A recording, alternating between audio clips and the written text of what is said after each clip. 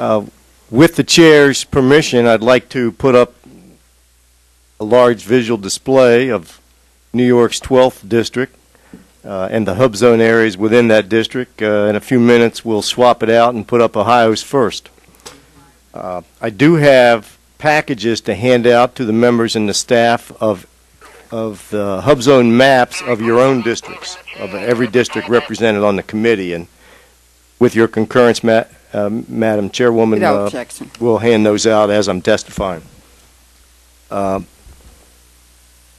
you for inviting me here today. I'm particularly honored to be testifying before the committee, and a special hello to my good friend Congressman Bartlett, who's been a strong supporter of the HUBZone program since the beginning of the program. The HUBZone Council is the only national trade association that focuses exclusively on expanding the implementation of the federal HUBZone contracting program. A HUBZone is an area of our nation that has high unemployment or low household income, or both. Today, nearly 37 million Americans live in poverty. There is a strong correlation between the locations of America's HUBZones and the locations where these 37 million impoverished Americans live. This program was designed to create good jobs where America needs the jobs the most. The program creates these jobs by offering competitively awarded federal contract opportunities to small businesses that locate in a HUBZone and hire employees who live in these HUBZones. Awarding federal procurements to HUBZone firms is good policy for several reasons. Firstly, award under the program are almost always based on competition, so the government receives the advantages of competitive pricing. Secondly, each HUBZone firm must have its largest office in a HUBZone. This stimulates the economic development in these zones of poverty. Thirdly, at least 35% of each HUBZone firm's employees must live in a HUBZone.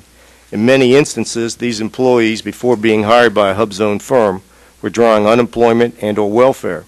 So there's a double win. We move the unemployed or welfare recipient back to the roles of productive tax-paying employees. Today, there are approximately 13,000 HUBZone firms. Their collective annual revenues exceed $25 billion. If they were collectively ranked, they'd be ranked number 90 on the Fortune 500 list, larger than General Dynamics or Coca-Cola. Our resources as a community are vast.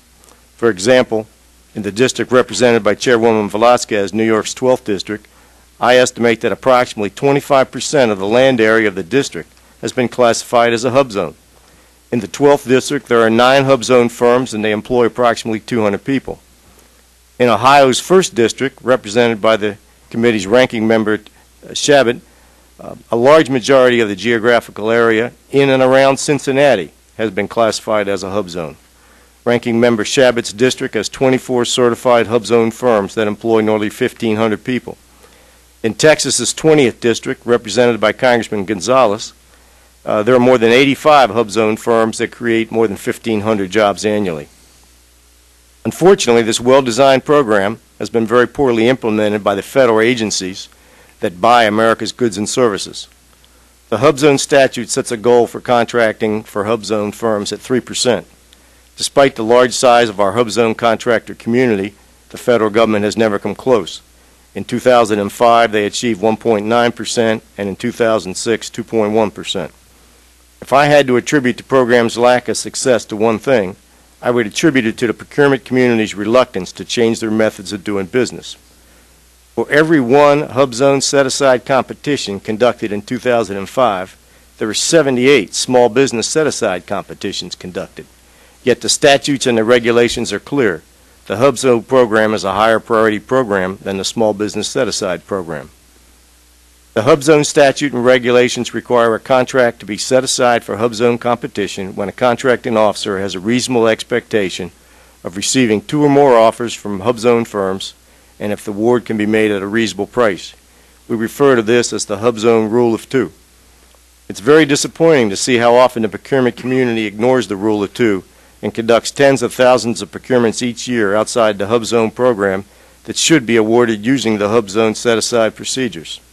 If current regulations were followed by the federal contracting community, more than 100,000 more jobs could be created annually for America's poorest residents. Now, to make matters even worse, the House of Representatives has passed a bill, H.R. 1873, and sent it to the Senate. One aspect of this bill is to increase the contracting goals for SDBs and women-owned firms to 8% annually. The House bill did not increase the HUBZone goal to 8%. If this was to become law, this would increase emphasis on the SDB and women-owned contracting at the expense of the HUBZone and the Service-Disabled Veteran Program. It is time for the federal procurement community to follow the law. I ask the committee to convey to all senior officials and federal procurement officials that the HUBZone Rule of Two means what it says. Re-emphasize that the HUBZone program has priority over the Small Business Set-Aside program. Mr. Newlan, unfortunately, we have to go to the floor to vote, but in the question and answer period, you will be able to Thank you, Madam formulate Chairwoman. your statement.